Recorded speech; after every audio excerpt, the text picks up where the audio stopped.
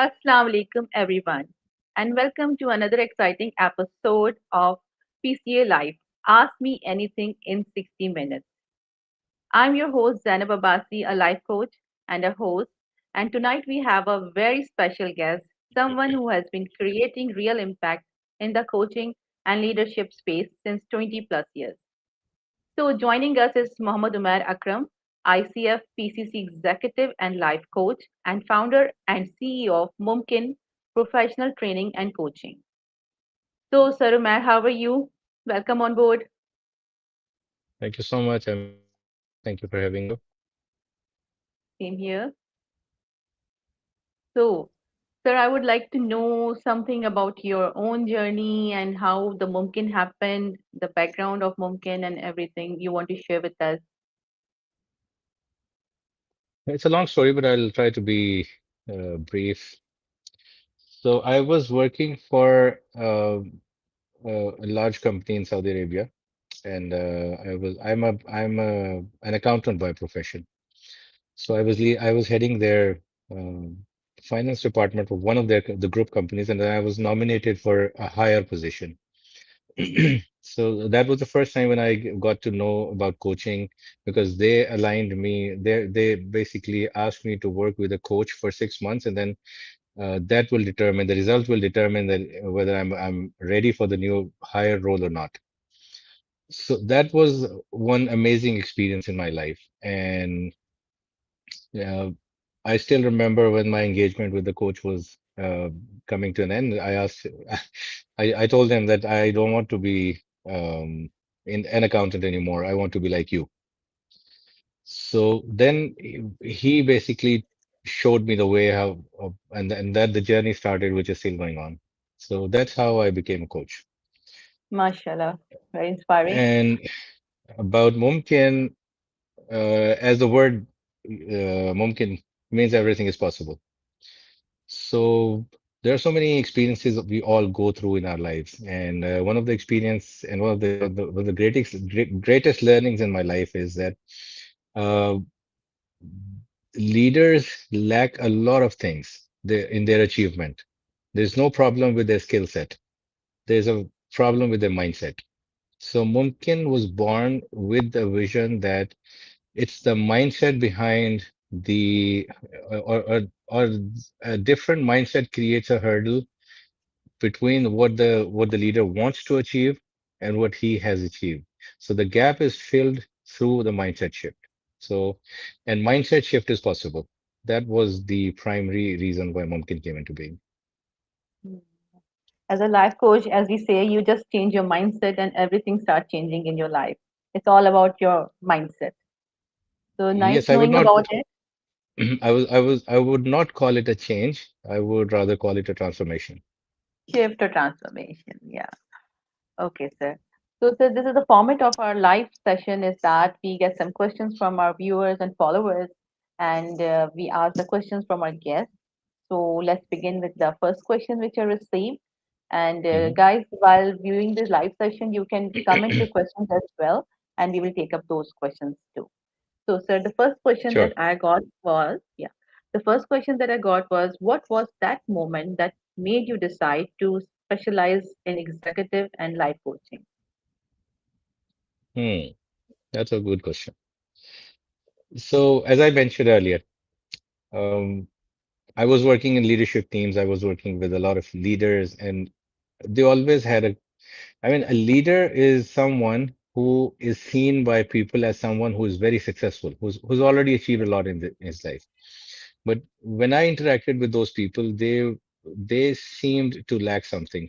Not everyone, some of them. And the first realization that came to me was that the leader, at the end of the day, is a human being. So the human side of leadership plays a very critical, very crucial role in what the leader has achieved or not achieved. So that's where I got interested, having interest in life coaching, because a leader at the end of the day is a coach. And then when I studied life coaching, I came to the realization that every leader can achieve more or can achieve what uh, he or she wants to achieve at their full potential through coaching. So that's how coaching, life coaching and executive coaching or leadership coaching relates with each other. That the leader at the end of the day is a human being, and the human side of the leader is what plays the most crucial role in the achievements that the leader has or has not made in his life. Thank you, sir. So we got another question in the comment box, which is how can someone be both content and ambitious at the same time? Okay, so if a one-liner answer is required, I would say and any individual who lives a meaningful life can be content and ambitious at the same life, at the same time. So, what is a meaningful life? When we start living our life consciously, when we decide or when we explore ourselves to the fullest, when we live a life which is driven by a vision, and when we connect ourselves with that vision or that purpose of the vision, then comes contentment. Without a vision, you do not. I mean, it's a very slippery slope. So you make your life meaningful. The more meaningful your life is, the more content you are, and the more content you are, you become more ambitious towards, or more. I would not call it ambitious. I would call it motivated towards achieving your vision, which is a future uh, definition of what you have defined for yourself. Hmm. I hope to have answered the question. Thank you so much. Uh, okay, now let's move to another question. That is, many people confuse life coaching with executive coaching. How Hmm. would you how would you differentiate the two, and how do you decide which hat to wear with a client? Can you repeat the last part, please? Yeah, last part is that how do you decide which hat to wear with a client? Like, what's the Hmm. differentiate between the two, and which hat you have to wear with a client? See, I'll answer the second part first. So the hat that you need to wear is the coaching hat. Whether Hmm, it's an executive or life, you first need to be the coach. So when you are coaching, you be the coach, right? So that's what every coach needs to understand. The coach is a coach, whether they're coaching a leader or an executive or someone, for example, a housewife or someone who's not a leader yet. Although I hmm, disagree with it, everyone is a leader. hmm, So the first answer is that always wear the coaching hat. So I call it ABC. Always be coaching. hmm. And the Okay. difference between life coaching and executive coaching, um, the, there may be difference in the tools that we use for an executive as compared to someone who is working on his life, for example, career and Individual everything. Yep, yep. homemaker or So, somebody like. yeah, but the bottom line is that every individual is a human being first. Every individual is living his or her life first, and then they assume different roles in their lives. They become leaders, they become CEOs, they become CFOs. That's a secondary role that they have. So the first role is for them is as a human being. So every human being needs coaching, which will be the human side of the leader or the executive, and then we build up on that to have their leadership goals, to have their executive goals. So life coaching is the base for any other form or any other niche of coaching. Thank you so much. So, Sir Umair, there's another question in the comments, which is said that if you had to give one piece of advice to new or emerging executive coaches, what would it be and why? New emerging coaches. Hmm. One piece of advice. Yeah, one piece. How about if I give more than one? You can give 10. I'm here for 60 minutes live. Okay. So the first thing, and the most important thing is that always be fair and sincere to yourself. Always remember why did you become a coach? That why is very important because that defines how your coaching is going to impact the people around you. So always question yourself about the reason uh, why you chose to become a coach, and then always coach. Do not wear multiple hats. When you are coaching someone, the benefit that your client will get from you as a coach will be far more important and meaningful than any advice that you give as a consultant or or anything that you tell your client to do on based on your experience. So Hmm. always be the coach. That's my number one advice. And always be connected with the purpose uh, which you took up before you became the coach. Well answered. Thank you, sir. So, next question I received, which was in the inbox, that is, when coaching senior executives and professionals, what unique challenges do they present compared to more junior clients? And how do you tailor your methods accordingly?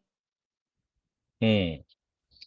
Something is very painful for the senior executives, and that I have observed with so many of my clients. They face loneliness because I'm talking about the top executives. So they are somewhat lonely in what they're doing because they are in a leadership role which will drive a lot of other people. So the loneliness problem at the top combined with the bias towards their actions. So that's the number one problem that I see high senior leaders face. Uh, Second part of your question is that how do I tackle that? I Yeah, Yeah, the basic principle I will repeat again, always be the coach. So I always remain I never leave my coaching position. What that means yeah. is I always provide them the safe space where they feel safe. Hard. They feel heard. They can express themselves. They can basically when I am hearing them, it means that they are hearing themselves because in their day-to-day life, in their normal life, they're so busy, they're so overwhelmed with a lot of things that they cannot probably see into themselves about what they are going through. So my role as a coach is to provide them that safe space where they can allow themselves to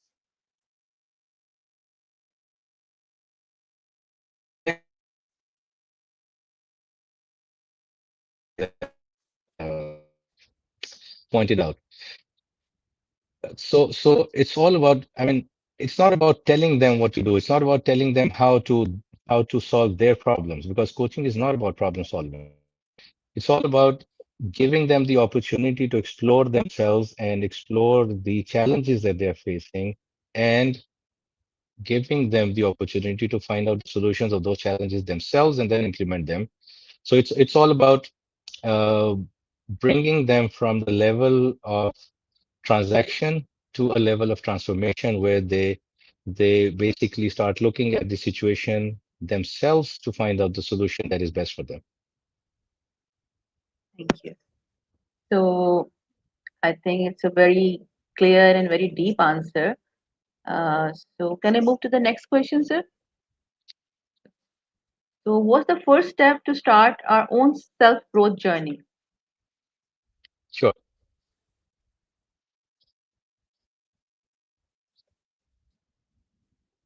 I think I lost you there. Can you repeat your question, please? Yeah, what's the first step to start our own self growth journey? Our own self growth journey. Can you hear me? I think there's something distortions happening. No, yeah. Yeah. Can you please repeat the question? Sure. What's the first step to start our own self growth journey? Hmm.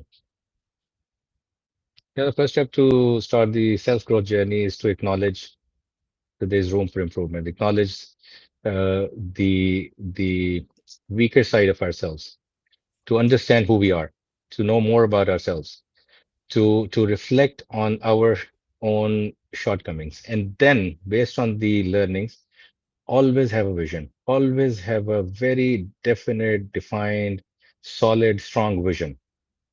So everything that is vision driven has the potential of being achieved. So whatever you can see in your future, you can do it, you can achieve it. So the first step is to have clarity on the vision, and then understand that why is that your vision. It's not just about having a vision, it's about a more important point is to understand why do you have that vision. For example, if somebody wants to become a coach, why does he become want to become a coach? Or is it just something that is emerging? There are so many people calling themselves coaches, and I like the word. Now, the chances are when someone is not clear about why he or she is going to become a coach, they will end up spending a lot of money in different coaching courses and then not giving themselves any value and not giving their clients any value. So the most important thing is to be very clear about what you want to achieve and why do you want to achieve that. That's the first step in um, Self-growth I would say, journey. yeah, yeah. The what and the why is must. You should know your Why what is and the why. more, yeah, why is more important than the what, but what needs to be very, very clear. Let's move to the other question, sir. I think there was a comment. When a leader knows they need to change but still resist it, what's your first move as a coach? That's the most enjoyable situation any coach can have in their journey with their clients. So when the leader knows that they need to change, they've already taken the first step, because acknowledgement is the first step of knowing about themselves. They need a change, but they resist it. So first thing as a coach is to help them understand where is the resistance coming from. Is it something related to their personal challenges? Or is it something which the environment is forcing them to do? Or is it something that they're not clear about? Um, I can share a story of one of my clients anonymously. And this guy was in a serious, not serious, in a very senior management position. And none of his team members liked him. And that was a very big pain point for him.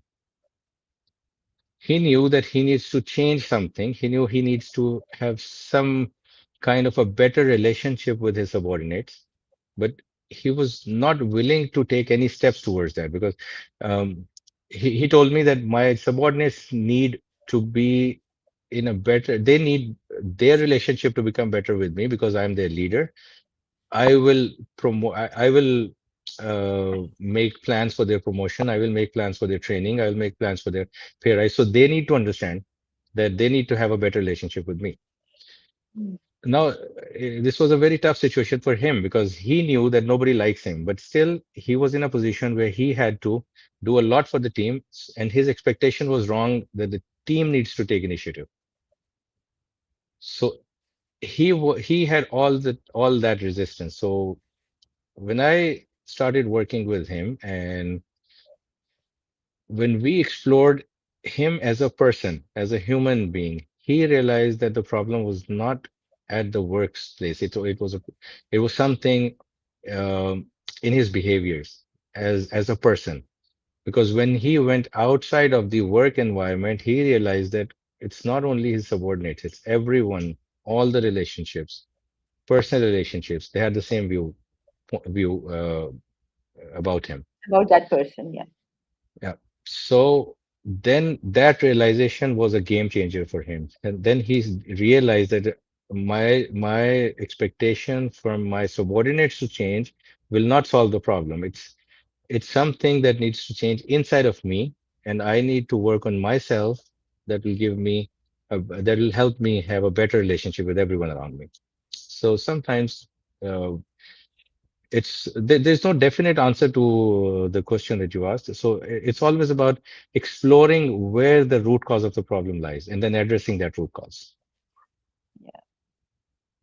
Thank you. Actually, after listening to your story, something reminded me of a same person on a workplace I knew, and he has the same issues with his inner. There was changes to be done from inside because the subordinates were not happy, his family was not happy, nobody was happy with that person. So I agree with that story. It can relate me with that person that just popped up in my mind. So there are kind of people like that around. So, sir, I have another question, which is What's the biggest mindset shift one has to make when moving from individual coaching to running an Hmm. organization? Hmm. That's a very important question. Hmm. So I assume that you're asking this question with reference to coaches who want to probably set up their own Hmm. practices and Yes. right. Hmm. Yeah. So you need to and every coach needs to understand two things, two basic things. Being a coach is different than running a business. So when you do a coach certification or you obtain a coach credential, that does not mean that now you have become a businessman. You are a coach. You help people grow. You help individuals grow. You help teams grow, whatever your domain is. But as a businessman, or I would call it a founder, because when you're starting your coaching practice, you're more of a founder than a businessman. As a founder, you build systems. So when the biggest mindset shift that needs to happen in a coach aspiring to build their own practice or set up their own practice is to move from being only a coach to being a founder of Organization. of a system that would incorporate his or her coaching skills into a system for helping the clients grow. So that's the primary mindset shift that is needed from working as an individual into working as someone who controls the system and builds the systems. Nice. So moving forward, there's a question which says, आपके हिसाब से coaching industry का future Pakistan में कैसा लगता है? Hmm. Acha, why do you want to listen? Why do you want? I want to ask the person who asked this question. Why do you want to limit this question to Pakistan only? Actually, this is a question asked by a follower. Uh, Okay. he wants to know about Pakistan. You can Again, answer whatever like you want to do outside Pakistan or uh, not only Pakistan. You can answer it you like. hmm. तो इसका अगर एक एक word में answer दिया जाए तो it's वो आंसर है कि बहुत रोशन इट्स अ ब्रिलियंट फ्यूचर उसकी रीजन क्या है coaching is not a luxury any more coaching is becoming a need every organization every individual people have started to realize that coaching जो है it is becoming a necessity so the more the people and organization realize this the more demand will increase. And anyone who is a proper coach, who knows how to coach, who knows how to give value to its client, to his clients, will have a bright future. But again, जो bottom line है ना वो ये है कि how meaningful you are, how meaningfully you're moving forward as a coach. How meaningful is your coaching journey? So the more you're connected with your vision as a coach, the more chances are that you'll become more and more successful in the future. So I see it as a very bright future, not only in Pakistan, but worldwide. So, Umair sir, there is a question: how has your coaching style evolved over the years? That's a very interesting question. When I started coaching, I thought that coaching is, in my initial years, I thought coaching is a solution provider, a setup or a framework of providing solutions.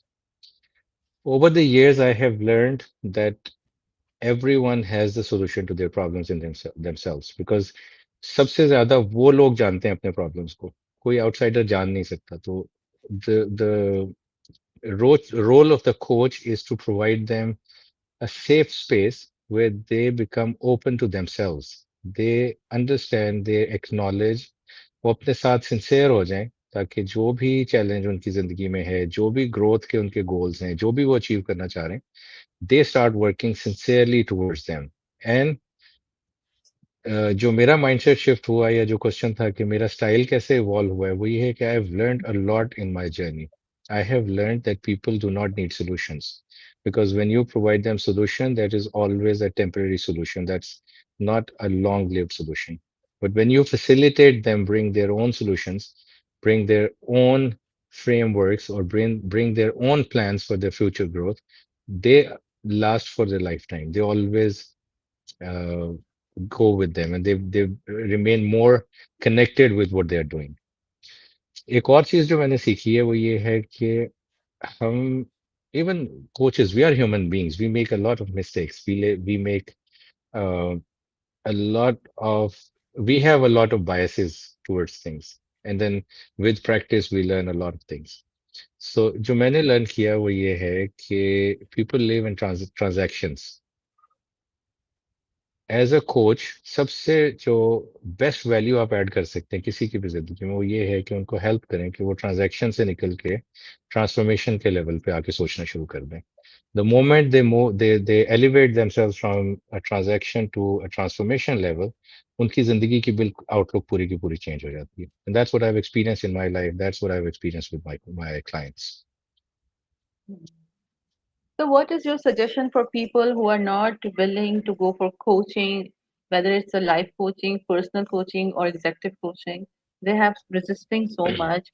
So, what is your keynote for them that will step up them or build up their confidence to come up and hire some coach regarding their professional or personal issues or the problem or blockages they are having? Hey, my suggestion to everyone who is not willing to work with a coach is to not work with a coach. I would ask them not to work with a coach, because until and unless they know that a coach can help them and they are willing to do that, they will not benefit from coaching.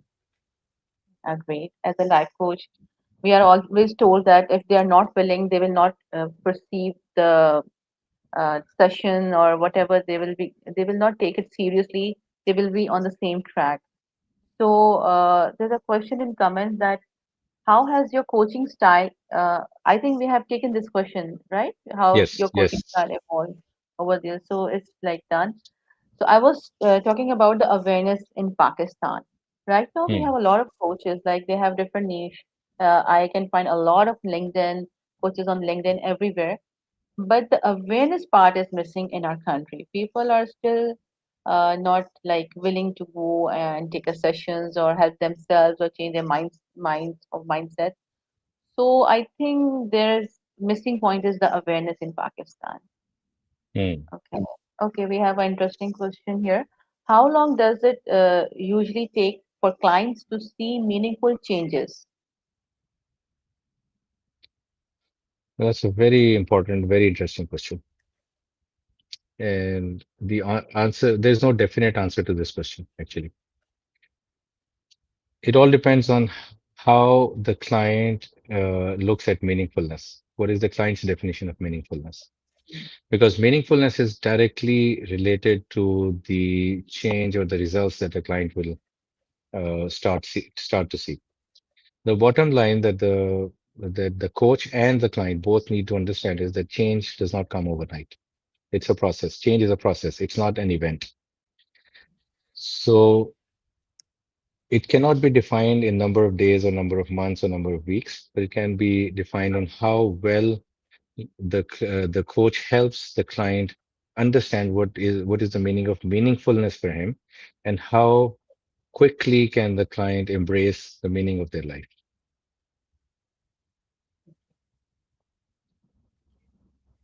So,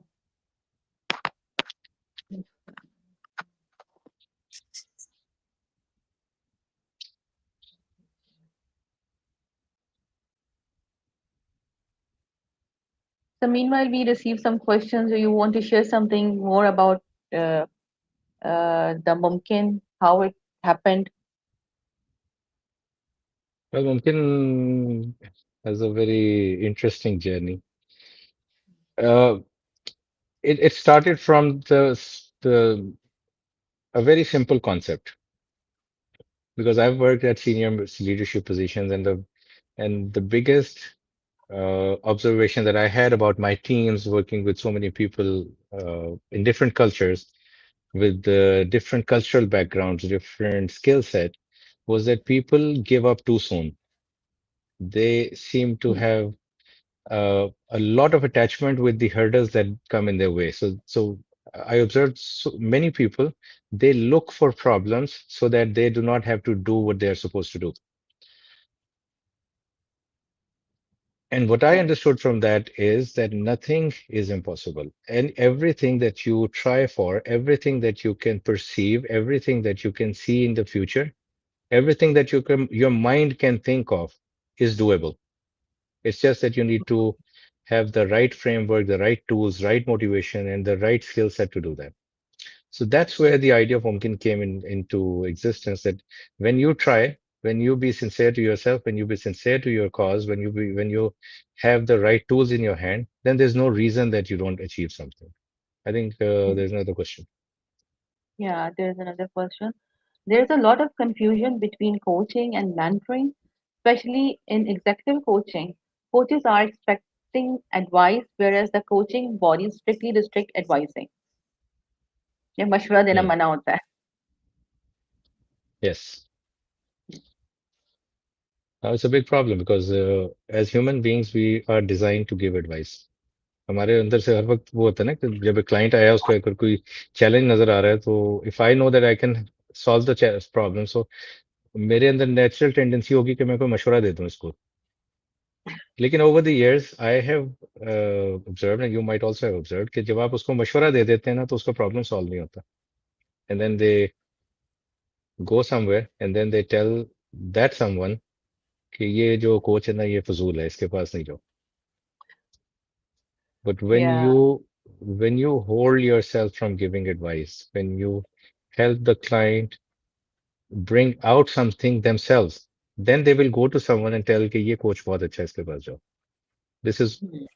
what I have seen all through my coaching journey. Secondly, it's very, very important for the coach to understand कि वो coach है, वो solution provider नहीं है. Because the moment you become a solution provider, you step outside of the coaching domain, and then you're not adding value to your client. You're just giving them something to do which they might not do, and then have a bad feeling with you because you did not solve the problem.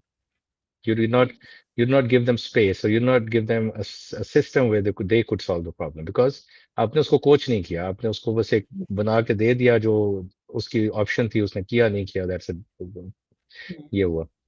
So the difference between coaching and mentoring is, and it's very crucial for every coach to understand this difference.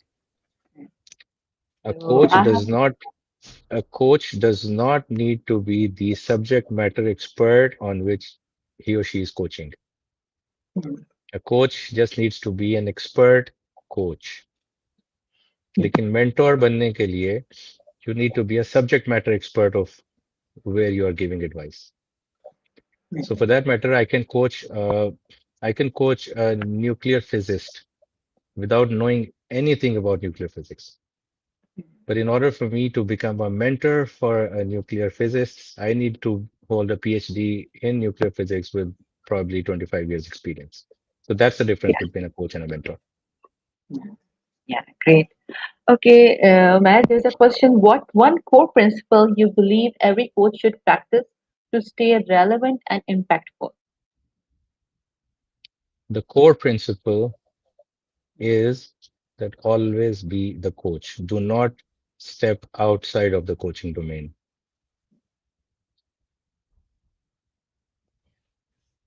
So I think we have a lot of questions today in comment.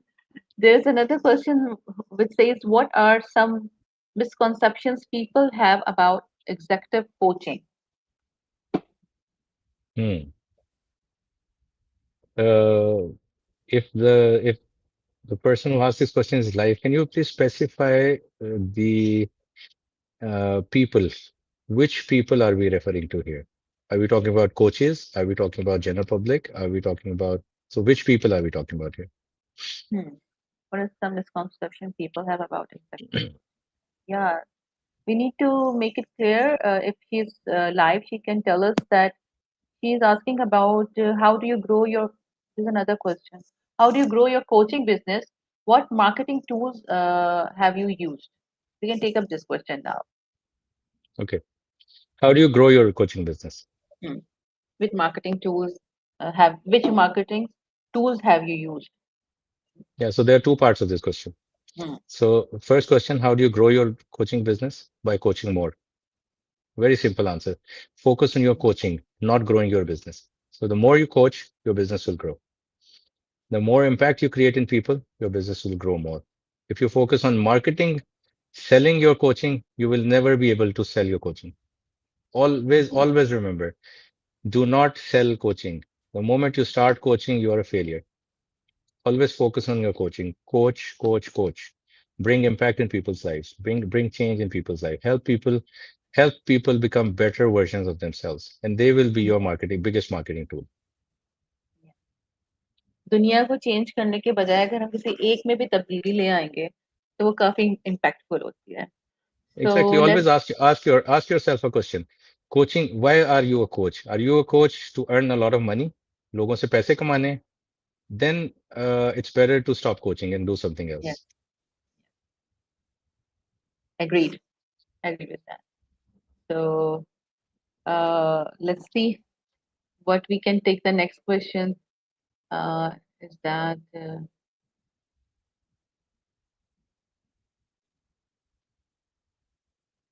how do you grow your coaching business? ये तो हमने ले लिया question. Why this coming again and again? Uh,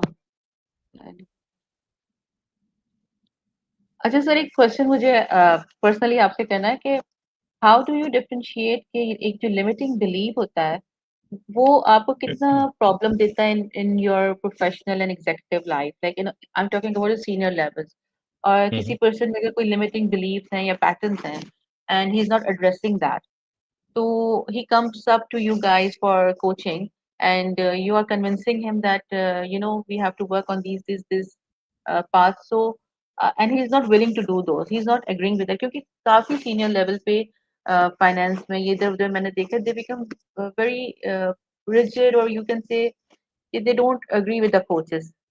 They come up for the help because of the organization has sent them to go for this session, that session, but somehow they believe कि they don't need coaching. We are here just क्योंकि Mm. हमें organization ने कहा है कि you have to take this, you have to take that. तो वहाँ पे आप लोग कैसे like what is the role you play? What the heck you put on to cater that person or that case or that subject? I hope देखिए my question is clear.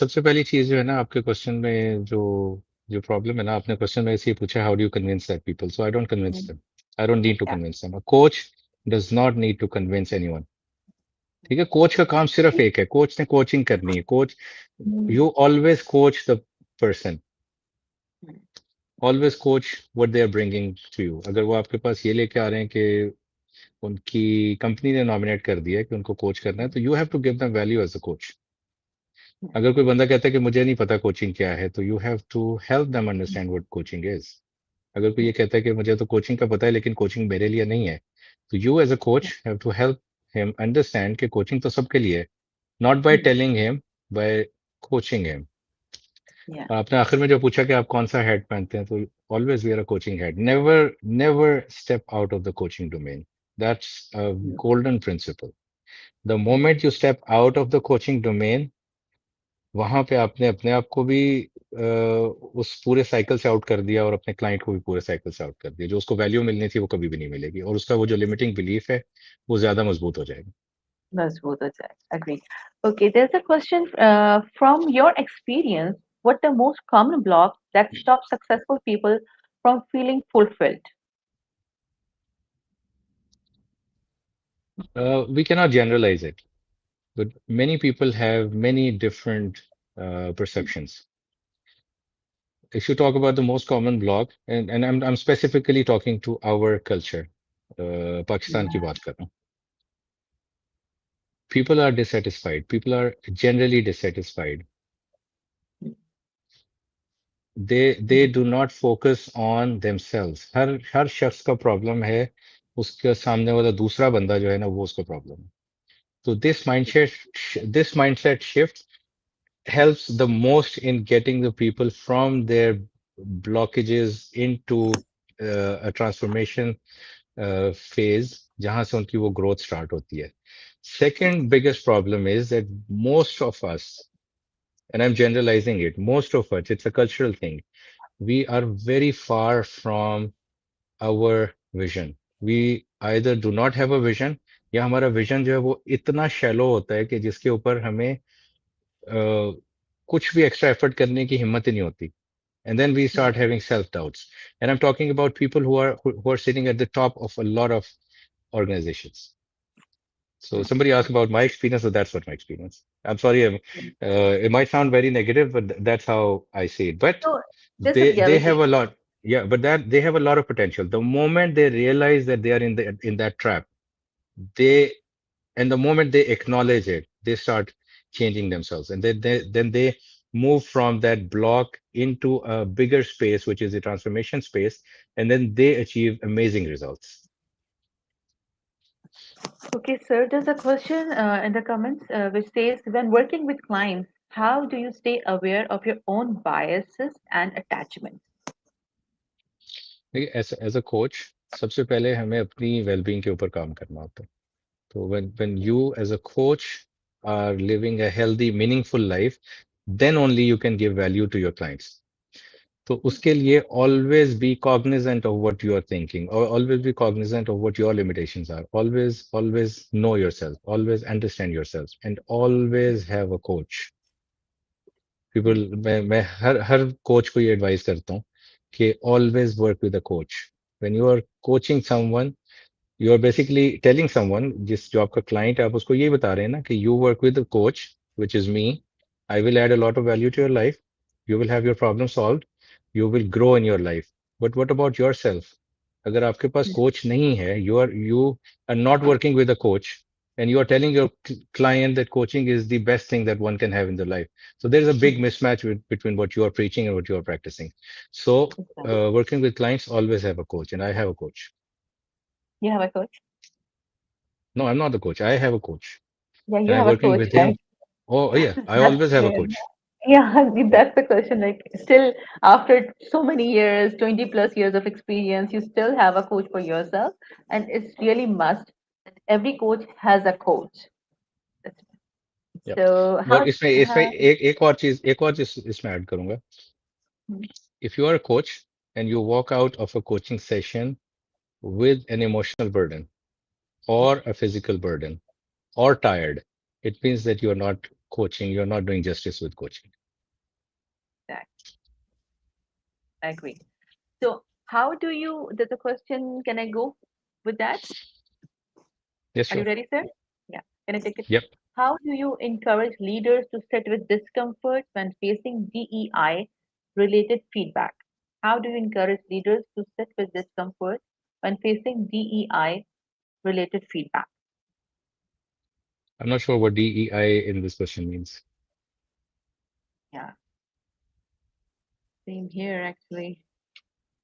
So, what's the other question?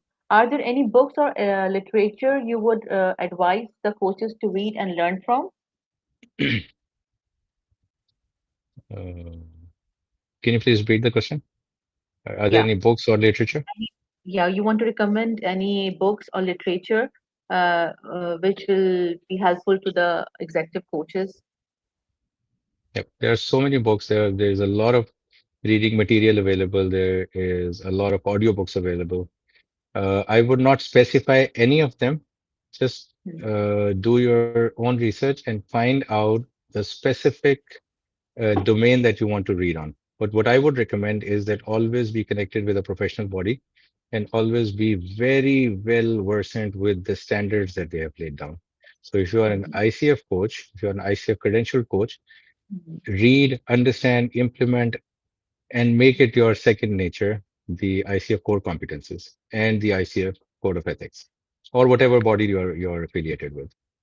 That's Mhm. the primary basic literature that you should always read, understand, and implement. Other than that, you can choose from a wide variety of books that are available in the market. Always look for the reviews of the book first. Mhm. Okay.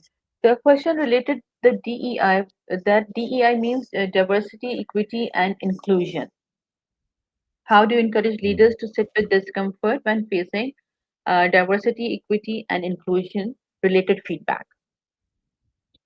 I'm not sure if I am the right person to answer this question because I have not explored the EI domain yet. Okay. Right. So you want to talk something like about emotional intelligence or something? Want to we want to learn more from you uh, because of your experience. So emotional intelligence, or you want to guide us about EI something. Hmm. AI in itself is a very vast domain. If you start talking about, maybe we'll need hours and hours of EI. But one thing that I will talk about related to EI is that EI is not something that we need to learn. It's inbuilt in human beings. It's inbuilt in our religion. So when you work on yourself, always connect yourself with something which is higher up from you Hmm. and ground yourself into with that reference.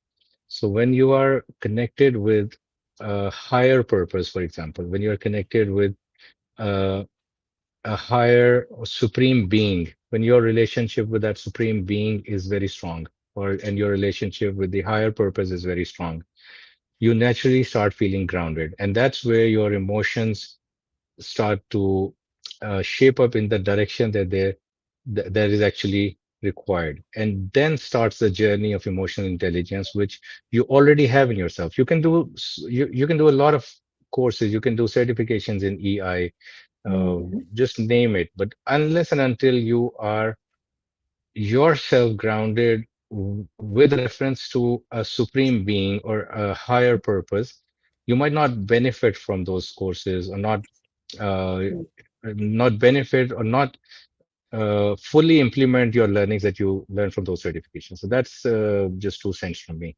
Talking about Hmm. AI would take a lot of time. Yeah. Basically, one need to have a bonding with the higher source. Then you work with the coach in your coaching, life coaching field. Then it's more impactful and effective rather than doing certification and that all. But there's a question about qualification. That is it Hmm. necessary to have a qualification to become a coach? See, it is not necessary to become, it's not Any necessary to have a qualification for becoming a coach, but you have to become a coach to become a coach. You need to know what coaching is. It's not about just calling yourself a coach. I mean, come on, you cannot just wear a white coat and call yourself a doctor. You cannot wear a black coat and call yourself a lawyer. qualifier? Coaching is a very serious business, and it needs to be learned. It needs to be understood. The problem is coaching is not regularized at this moment. There is no regulatory body for coaching at the moment. So nobody will stop you calling yourself a coach. But then when you go into the market, the client is getting more and more aware of what coaching is. So when you go with the client, when you go talk to the client and you're not a coach, the client will immediately pick it up and they will know that you're not a coach. So whenever you want to coach, it's always good to have some authentication with your name. That Hmm. comes through training, that comes through practice, that comes through credentials. Certification, yeah. Yeah. So whenever you are looking for a coach, I advise all of my clients to do some research about the coach, whether the coach is affiliated with a professional body or not, whether the Hmm. coach it's not necessary to become a coach to become a coach.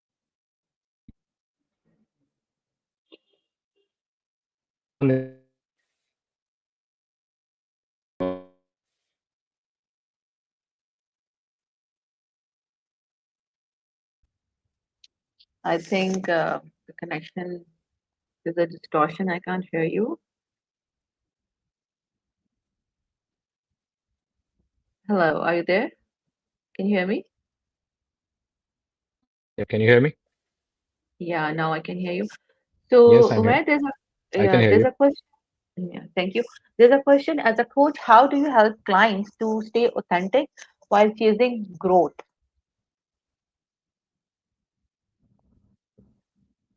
As a coach, how do you help clients stay authentic while chasing growth? Okay, the very basic answer to this question is I always help my client stay connected with their purpose of existence, their purpose of why they are chasing growth, why they are helping themselves become better. Hmm. So I have one more question for you, which is when working with clients, how do you stay aware of your own biases and attachment? And this has been answered already, but it's popping again. So I'll check the comment if we have another question. Hmm. Okay, what practices help leaders listen without defensiveness? What practices? That's a leadership question, not a coaching question, but I will answer Hmm. it. See, in today's world, and leadership coaches will agree with me, the leadership scenario is changing. Leadership scenario is, or leadership frameworks are changing. People are more becoming aware of leadership by coaching. If you read Ron Western's books, you will understand that framework that a better leader is the one who has a better listening skills. So a lot of leaders today realize that they need to become better listeners and better ask better questions to help their subordinates become more productive. So leaders need to enhance their listening skills and communication skills by connecting with the right people, and a coach is the best person to help them with that. Definitely. So thank you, and I will get one more question, which is how do you think we can effectively address the challenges of creating coaching awareness in Pakistan? You know, that's a big pain area, and so whoever asked this, be ready for this answer. See, the problem with Pakistan is that Pakistan is generally a follower. I'm talking about the people that we deal with, including myself. We are followers. We are not leaders. We put ourselves in a place where something happens in the world, then we observe it. It has happened. This seems to be something good. Let's jump into it. So the first thing, this mentality needs to change. Something that is good, something that is helpful. We need to grab that opportunity and start working on it. Number two, people need to we need to tell people what coaching is, what coaching can do for them. We need to arrange seminars, we need to arrange webinars, we need to talk to people, we need to reach out to people who we know for sure can benefit from coaching. We as coaches need to change our mindset. My biggest pain area is that not every, many people who call themselves coaches do not understand what coaching is. Coaching is not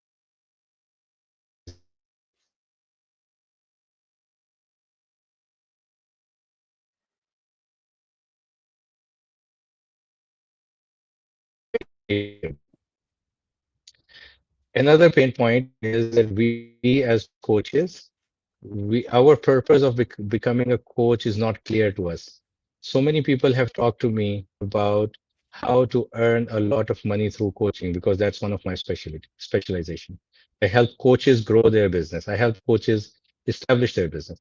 So a very common question that I'm being asked is, क्या मैं अपने coaching से पैसे कैसे कमा सकता हूँ? That's a wrong approach. We need to change that approach. Coaching is not to earn money. Yes, you can earn money, but if that's your primary motive, then you're in the wrong business. So these are some of the points that I am very vocal about. So if I summarize my answer, we as coaches need to help the people understand what coaching is, what coaching can do for them, and then help the coaches understand how they can help the people become better through coaching, not focusing on the money potential from this business. And if somebody is here to earn money and that all, then he's not a coach. I mean, he's a coach. We cannot call somebody that you're Like he not a has the coach. skills. Yeah, he has a skill. He can earn money. But my point is, if the primary motive is to earn money, then there is something wrong because Hmm. coaching is far beyond. and above and beyond earning money. Money will come when you coach, when you bring value to the Hmm. people, they will happily pay you. But if somebody's primary motive is to earn money, then probably he's at the wrong place. But my question is that he has all the expertise, all the skills, right? But earning money is his like passion also, and he wants to make money. So Yep. that's not a wrong, I Then think. no, that's not wrong. That's not wrong. That's perfectly all right. But if the primary motive is, then your focus from coaching shifts to Automatically, earning money. Yeah. And then you're personal, not, like then you're not giving the value to the client that the client deserves yeah, I agree because with that. your motive is to earn money, not giving value to the client. Thank you, Mayor, for the best answer. And would you like to add something more regarding the executive and life coaching, as it's your field and expertise? I want a keynote before we wind up. I would just like to say that to every coach, always be coaching. A, B, C. That's a principle that should be embedded in your personality. Like everyone knows you as a coach because you're always coaching. So always be the coach, whether you're a life coach, a sports coach, a health coach, any Yeah. domain that you're working in, always be the coach. And you keep saying this always be a coach several times in this session.